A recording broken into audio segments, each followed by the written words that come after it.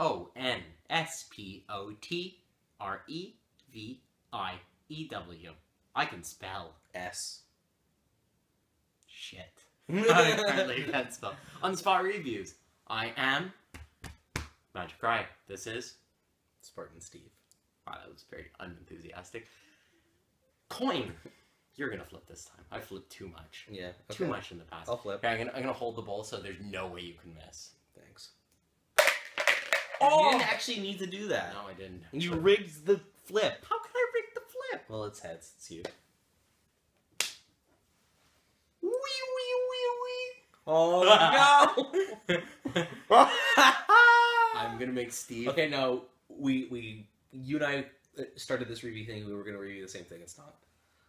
It's definitely not It's the same not, one it's this not. time, eh? Okay, no. Okay, good.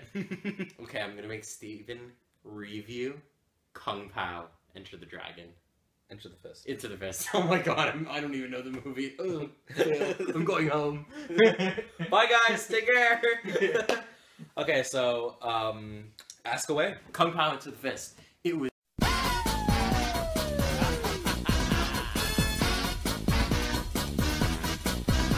absolutely one of the most silly movies I've ever seen in my life. Completely stupid, shameless, effortless, and it was awesome. I don't think it was effortless, but yes, it was so awesome.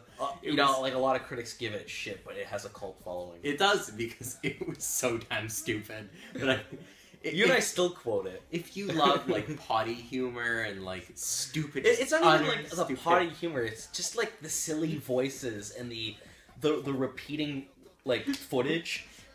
Yeah, like, they used this scene like 3 times in the entire movie. It was actually based on what was the original movie's name? Do you even know? It was based on an original like Chinese like Dragon and Tiger Fist Crane. We'll post it in the description or in the annotations. But it was the original film came out in Japan. It was just or China. I don't know. But it was a typical kung fu film released in the 70s. There wasn't anything too special about it. And the director, I don't remember his name, Steve or direct. Anyway, I just butchered it. He took footage from that film, redubbed it to make it sound completely silly, and then put himself in the movie, and then added in new scenes with really shitty effects. Oh, it was so funny. Yeah. Okay, so let's talk about the characters a bit. I mean, I asked kind of the same questions, but there's only so many to ask, so stop complaining. When I make your review game, I don't go like, tell me about the cast of characters in Donkey Kong 64. Anyway, so there's the Chosen One, who's played... I'll get to that character in a minute. The Chosen One, that's really all his name, is played by the director, and he's the only non-Asian in the entire film.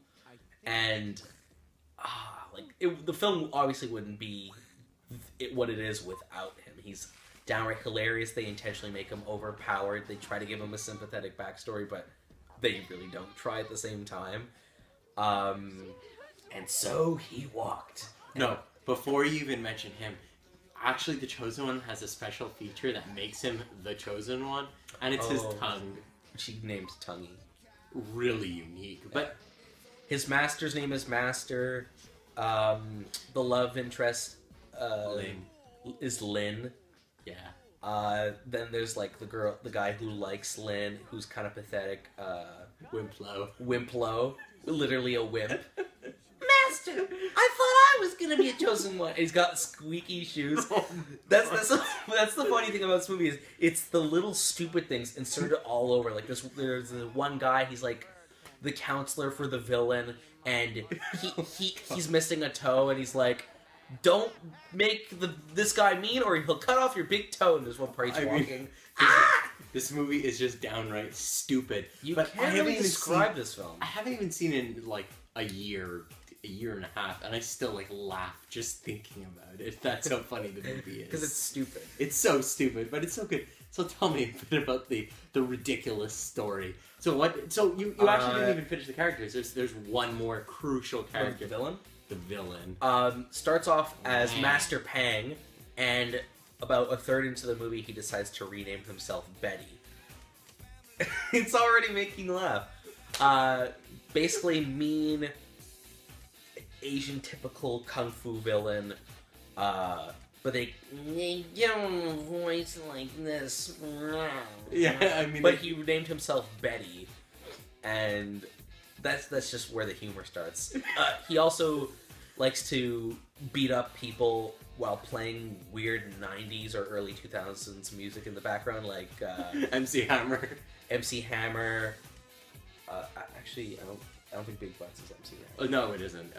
Anyway, like, he plays Big Butts, plays Can't Touch. Oh, yeah, he does play MC Hammer. He plays Can't Touch This. Okay. And the humor just comes from the characters, but I really can't describe their personalities either. They're just stupidly over the top. They make pop culture references.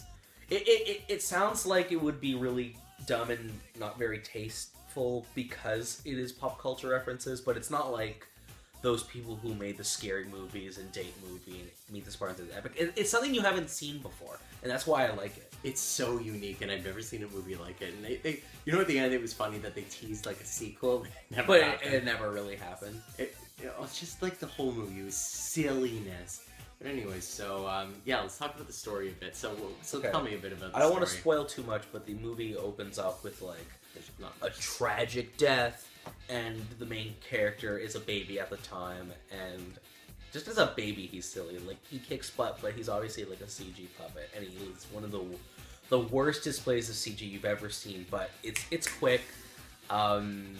Basically the baby escapes. You never see what happens to him up till he grows up, but when he grows up, he goes to an undisclosed location, meets his master, says, "Train me, I want to get revenge on the people who took," well, I'm about to spoil it, his parents. But it's not that much of a spoiler. So the whole movie is him training and trying to confront the villain. It's as simple as that, but meanwhile, where the villain is, he's connecting with an evil council, which isn't revealed until the end of the movie, and that's also a really funny joke. They're irrelevant because the sequel never happened. So it is pointless, but it's your basic revenge story, kind of just done really funnily. Funnily. Some of the humor comes from repeating footage, but with different dialogue, or sometimes the same dialogue. And comedic I'm sorry to interrupt, but I love when they make this play. Okay, they make fun of the fact that in many, like, dubbed movies, Oh yeah, there's horrible dubbing. I mean, Yeah. like, the mouth does not move with the words. it doesn't synchronize. Sometimes the dubbing voice does not sound like it would go on that character. They're not actually the only movie to do it. I mean, Wayne's World also did it, so it's not, like, totally original. Oh yeah, Wayne's World 2 had that scene. Yeah, Wayne's But yeah, like the whole movie, basically they insert bad dubbing intentionally, and it's highly likely it's not what the characters are actually saying in the original movie. Well, highly likely, of course. It's not, but... And sometimes, like, they even make the joke on bad dubbing. Like, they ask, "Who's this guy?" Then you'll see the mouth move like this. And it translates to, "I don't know." like after moving his mouth for 7 seconds. So there's a lot of humor like that. There's a lot of really stupid things scenes inserted for no reason. Like, he fights with a CG cow who knows kung fu. The way he fights it is funny. Honestly, normally I'm worried about spoilers. I mean, It's the cow scene. Everyone knows it. it's like... His main weapon, he usually fights with himself, but he also uses 2 gophers attached to, like, a piece. nunchuck. They're A gopher chucks. And the main villain uses sort of like, like a ball and stick weapon, but instead they're 2 claws. Yeah. So that's funny. Just like... There's jokes all over. It's okay, so let's talk about... So basically, we've discussed the characters, we've discussed the story. I mean, let's discuss the relevance. It looks old, because it is Yeah, based on the 70s. I want to discuss, like, the relevance of the movie. Like, how did they do in integrating the newer age aspects to a 70s movie? Like, Well, did they do a good job? Well, the film's quality is very grainy, so it does still look like it's a 70s movie. But when you get to the newer scenes, you can tell they're new, but at the same time, they did a good job making sure they weren't, like, messing around with the footage too much. What's the funniest part is that the director, who's actually the main character, does not even interact with these people. He has chemistry with them. It's funny. He inserts himself and replaces an already existing character in the movie. And you could tell based on what he's wearing, because there's one part like where they're seeing like the display of the secret weapon of the villain, and he's watching him. That's supposed to be his master's character. Oh, really? But because you can tell because he's wearing his clothes, but it's himself just wearing those clothes. So that's really funny. Actually, the character that he plays, for the most part, you don't see in any other the footage in the entire movie. No, because they have to add him in, so obviously it gets a bit difficult. But I mean, there's not really much I can say about this. It's a very different plot from the actual Japanese film that it's based off of. Nothing like it. Basically, in that film, the guy that the main character in Kung Pao is portraying, and Wimp Lo, the pathetic, like, my nipples look like milk duds!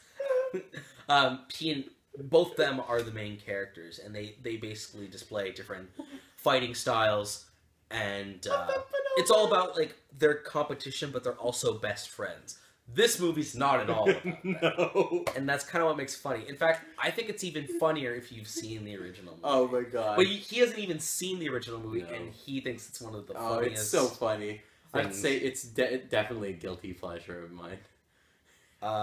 As far as people who wouldn't like this movie, I guess the high-class snobs who look for the very dry humor or the intellect. This is a very turn your brain off movie. Yeah, you basically have zero IQ. And watch it with friends. Please. Watch it with lots of people. That's what makes it even more fun. And if you're intoxicated, that helps. That might help a little. But anyways, give her a good old rating on Spot Reviews. So this movie's really random, so I'm gonna give it a banana out of 10. You just can't put a number to this movie. That's a fruit. You can't fruit a movie. Okay.